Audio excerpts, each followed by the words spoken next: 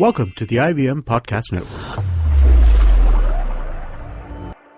The On-Course podcast is an IVM production, and if you enjoy this podcast, we suggest you try The Seen and the Unseen. Hosted by journalist Amit Verma, the show discusses and dissects a specific public policy every week. Check it out. You're listening to the On-Course podcast. Hi everyone, welcome to the On-Course podcast. On-Course is a creative and alternate education company that aims to bridge the gap between formal classroom education and real-world skills. We offer a range of programs from short skill-based courses to test prep to application assistance for those who are looking to study abroad. My name is Alisha Mashruwala and I'm the CEO and co-founder at On-Course. Hi guys, my name is Akhil Laswani. I'm the COO and co-founder at On-Course, and I'm your co-host this evening. And today we're going to talk about for college students who are either coming back during the summer holidays or about to graduate, how they could actually use their summers productively for the 4 years while they're there. So just to kind of get started, Akhil, why don't you tell us a little bit about sort of working on campus jobs while you're kind of studying in your first year, second year of college? So in terms of internships and on-campus jobs, I think it's something which most college students should definitely take up. Of course, it really helps in your final job search because you don't land the final job unless you've done a good enough internship before that in your junior or senior year. And you don't land a junior or senior year internship unless you've done a good internship in your sophomore or freshman year. So it's kind of a catch-22. So unless you start working really early, you don't actually build yourself up towards that job, right? And in terms of, those who may not necessarily be looking for jobs, maybe having their businesses to come back to, even for them, I think building a certain sense of work ethic or building a certain sense of, responsibility, I think working on campus or sort of, trying to do summer internships is such a useful tool, and something which they can genuinely use in their lives. So what kind of jobs can you get while working on campus before moving into the internship bits of it? So on campus, you can do like multiple jobs, right? So I think the most common one is working in your library. In the library, they essentially need someone who just overlooks and makes sure that everything that's happening in the library is sort of well taken care of. And they give you 4 or 5 hours every 2 or 3 days to actually spend doing that, and you actually get paid for it. And it's one of the best jobs on campus simply because it doesn't take too much work. You can actually study while you're doing it. And it's something which is just really easy to do, right? Of course, there are jobs like being, an IT engineer on campus where you're the tech guy, right? So if a professor's having problems, you're called in, you have to run into their class and sort of help fix it. There's obviously jobs in the cafeteria where you sort of, need to work serving. There's jobs, in specific student centers. One of my favorite ones, which I actually ended up doing during my time there, was coaching, right? So I used to play squash at Northwestern, and during my summers I would spend my time coaching, and it was really easy money because it was something I loved doing anyway, and people were willing to pay for it. So I said, great, this is perfect for me. That's great.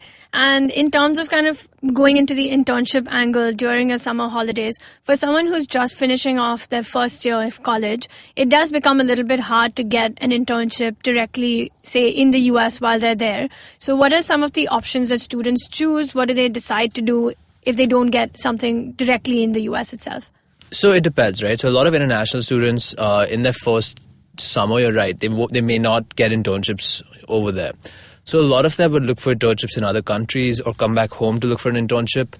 I think the freshman summer is the hardest one to actually get an internship because you don't have any experience at all and you're trying to, network your way to getting that internship. Whether you're calling an uncle or you're calling a family friend and you're trying to pull a favor. But at the end of it, my advice to these people is just make sure you get the internship that's connected to a field of your interest. Don't just, take an internship because someone's offering it to you, right? Make sure it's connected to really what you want to do. And at the same time, I guess, while it's connected to what you want to do, you also want to ensure that you get real work to kind of learn from and kind of get exposed to as well. Yeah, that's something which I've noticed happens a lot, especially in bigger finance companies in places like India where, interns are treated like, bottom of the barrel. So they're even below the person who brings coffee. So they're literally made to sit in a corner and twiddle their thumbs. And that's the worst kind of internship you can possibly get. What you're really looking for is a place where you can genuinely contribute. You can generally absorb. Contribution also, I guess, is relative to the industry, and at the age of 18, there's only so much you can contribute. But any place you can actually absorb, you can learn, you can try to figure out whether this is the right field for you. And I think that's part of the big story, right? Is not just about building your resume, but it's also about trying to figure out what is it that you actually want to do. Because remember, it's a journey to eventually figure out your career as well. And internships are a great sort of platform to help do that. So it's fine for students to kind of work in smaller firms and kind of get that real exposure to there's no sort of compulsion in terms of working at like a brand name company. I would actually recommend looking at smaller firms, because smaller firms are way more likely to provide the bandwidth or the time to actually, allow interns a great exposure, right? At smaller firms, usually just functions are not departmentalized. So you can actually see the whole firm's functionality at one shot, right? Whereas in bigger companies, let's say a big marketing company, their PR team may be separate from the sports management marketing team, or maybe separate from the digital marketing team, maybe separate from the events team, right? Whereas in a smaller agency, they'll get to see everything under one roof. So you really want to look at places where you get that well-rounded, full-flooded exposure. And how long do you recommend someone in their freshman year sort of work for that summer? As long as they can. So if it's a 12-week summer and they can work for 12 weeks, work for 12 weeks. They got to work. Now, the question of how long is just a function of how many weeks they let them work for. Right. And so while freshman and sophomore year sort of becomes the very base level, kind of trying to find your feet and figure out sort of what you might want to do and where your career is headed, junior year, I guess, becomes a very crucial summer holiday for most students who are looking at getting a job over there. So I would actually, I would separate it a little differently than that. I would say, freshman sets the base. By your sophomore year, you definitely want to get something over there. Or at least you want something very related to what you want to do. It's no secret the junior year internship is the actual big, it's the big kahuna, right? It's the one you really, really want, because those are the companies which are most likely to give you the offers, right? But how do you get that junior internship? How do you stand out from the pile of thousands of applicants for that junior year internship, right? The sophomore year internship becomes even more important at that stage. So if you ask me, you got to try to work over there during your sophomore year if you want to get something in junior year. So we'll take a short break while we're talking about summer internships, and we'll be right back. Hi, I'm May, and I'm a huge fan of the indie music scene in our country. A scene that's relatively underground, even though it sometimes speaks its head overground, but there's no shortage of talent, and I get the privilege of interviewing some of the most awesome musicians on my show. I've had the likes of Euphoria, Krish Kale, Hardcore, Randolph Correa. I've had singer-songwriters, folk singers, electronic music producers, playback singers, rappers, fusion artists, instrumentalists, classical musicians, and so on. Whether mainstream or not, these people have chosen to release their original music, and these are the people currently shaping the direction in which our music scene is heading. Join me on my show every Monday and tune in to discover the unique talent coming out of India today. You can catch Made in India on your favorite podcasting app or our very own IVM podcast app. Welcome back, everyone. We've been talking about sort of summer internships while you're in college at the undergraduate level. So like Akhil was saying earlier, it's important to kind of try and get a sophomore year internship while you're there in itself. So kind of going into the process for applying for an internship, how does it typically work in your sophomore year or your junior year? So there's a bunch of ways, right? Most colleges will have something called career fairs, where they'll have companies coming on a campus to actually, put up tents on sort of what they do. They'll be looking for applicants. A lot of times they're coming there not for the sophomores, they're coming there for the full-time seniors or for the junior year internships. But as a sophomore, it's very, very, very useful to actually go for such fairs, start networking, start dropping off your resume at a few places, start, taking visiting cards, dropping emails, building a network so that, when you actually put in your internship application, you can actually write to these guys. So career fair is a very big one. The second thing, of course, is career services, which is the department which actually overlooks the career placements of the entire university. Career services, they're not always the most competent department on campus, to be honest, but they'll usually have a good network of companies that they work closely with. So through career services, you'll always have companies to whom you can apply directly, And because they've come onto campus and they're on your career website, there's a very strong relationship between the university and those companies. Besides that, and this is something I highly recommend, is you should start reaching out to alumni or people that you may know in certain companies, or you should start reaching out to, job portals online, right? There are a lot of portals online who are willing to sort of, post companies who may not, actually be on your career services websites. So it gives you access to a lot of smaller companies, which sometimes is absolutely fine for a smaller internship, for a sophomore year internship. And a lot of times kind of splitting this up into fields. So a lot of students who are keen on moving into sort of the finance field or getting into the consulting field, what are some of the things that a lot of these companies look at when they're hiring interns? So I think the first thing they look at, of course, is your GPA. So, everything else is kind of secondary, but the GPA is almost like the first requirement. A lot of consulting companies have requirements of like 3.7s or 3.8s to even, go into your next round, right? Beyond that, of course, once, let's assume they really like your profile or they feel like, okay, they have a spot and they're trying to fill it, and your college, your major, your GPA kind of matches that initial requirement, you may get called in for an interview. At that interview, usually during your sophomore year, it's more, personality based. They're trying to gauge if you're the right personality for their company. Whereas in your junior year and for full time, they'll also gauging a lot of your technical skills, right? So if it's a finance-based internship, it's very focused on sort of knowing that your, specific valuation metrics, your discounted cash flows, your leveraged buyouts, just things which are, connected to their field, which are very relevant, right? Whereas in consulting, because consulting is not something that you can directly test, what they do is they will test you through case studies. So, and the case studies are, really wacky, to be honest. So what were some of the interesting case studies that, you had when you were interviewing for your internships? So, I remember once getting a case study which was, okay, how many Amazon boxes are opened every day in the US? And then that's as wacky a question as it comes. But if you kind of start putting your head to it, you start thinking, okay, there are 300 million people in the US.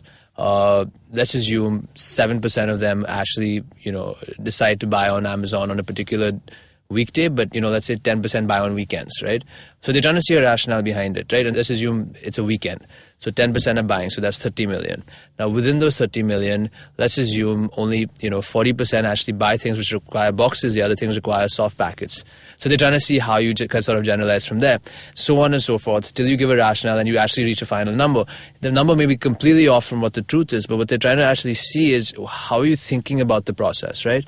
So there's a book called Case in Point, which is phenomenal for sort of preparing for case studies. And that sort of, I thought was like the mecca for consulting. Although I personally was not so, hot on consulting. I was more into finance at that stage.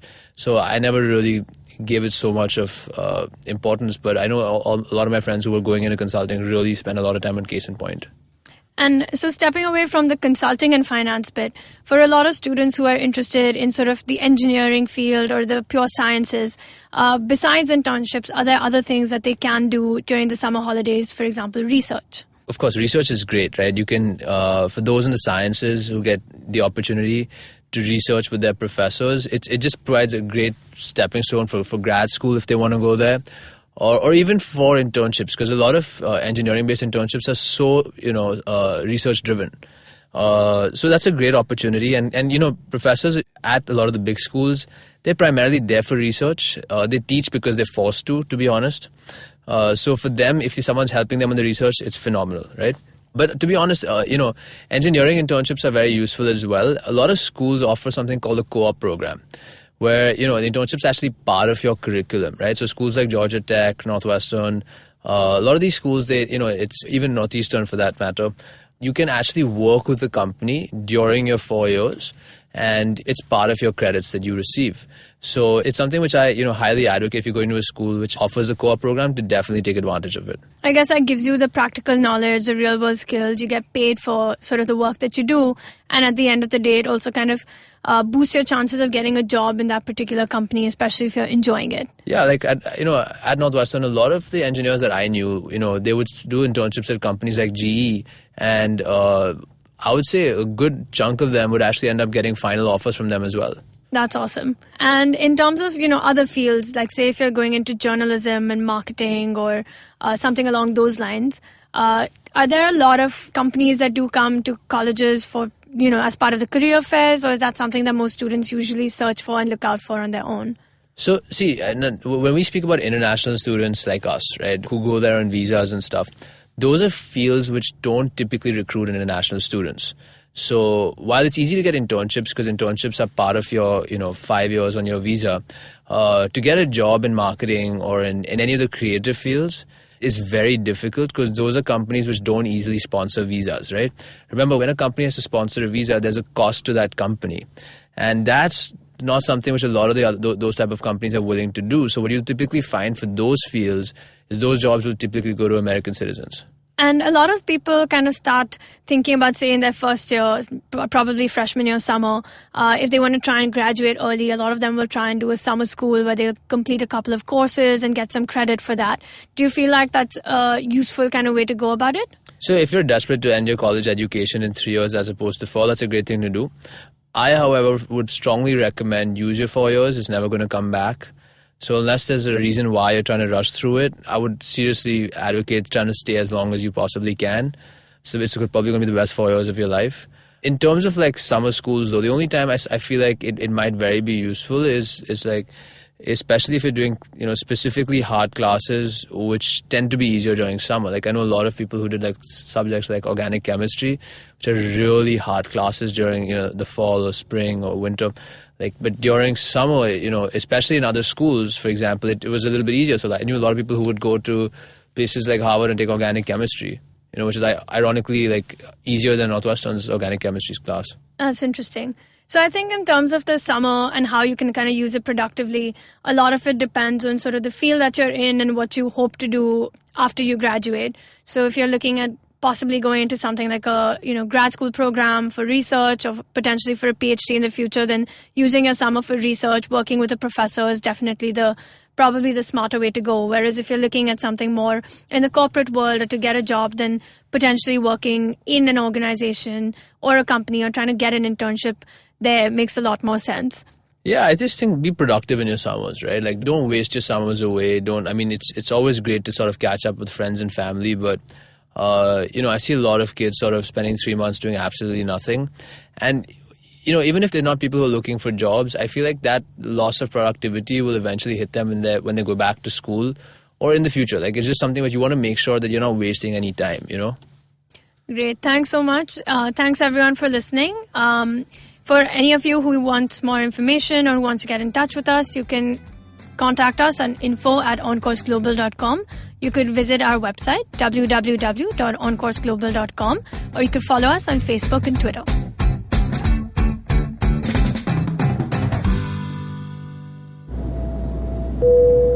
Good evening, ladies and gentlemen. This is your captain speaking. Sorry to say, but there's been a slight delay due to the apocalypse having suddenly begun. As you can see, there's death, destruction, and chaos taking place all around us. But don't you worry, food and drinks will be served shortly, and I would recommend checking out IVM Podcasts to get some of your favorite Indian podcasts. We'll keep you going till this whole thing blows over. Thank you.